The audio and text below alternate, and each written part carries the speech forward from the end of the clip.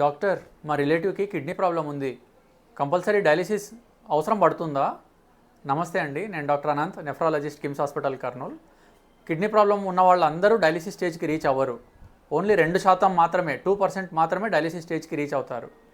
CKD అనేది stage 1 నుంచి stage 5 దాకా 5 స్టేజెస్లో ప్రోగ్రెస్ అవుతుంది. స్టేజ్ 5 దాటిన తర్వాత మనకు డయాలిసిస్ కానీ ట్రాన్స్ప్లాంట్ కానీ చేయాల్సి వస్తుంది. 100లో 2 మాత్రమే స్టేజ్ 5 దాకా రీచ్ అవుతారు. అండ్ స్టేజ్ 1 నుంచి 5 దాకా రీచ్ అవ్వడానికి చాలా ఇయర్స్ పడుతుంది. 10 ఇయర్స్ పట్టొచ్చు, 20 ఇయర్స్ పట్టొచ్చు. అంటే అది అండర్లైన్ డిసీజ్ దేనివల్ల ఉంది, షుగర్ వల్ల ఉందా, ఐజీ నెఫ్రోపతి ఉందా, సిఐఎన్ క్రానిక్ ఇంటర్స్టిషియల్ నెఫ్రైటిస్ ఉందా, ఏ డిసీజ్ వల్ల ఉందనే దాన్ని బట్టి రేట్ ఆఫ్ ప్రోగ్రెషన్ ఉంటుంది.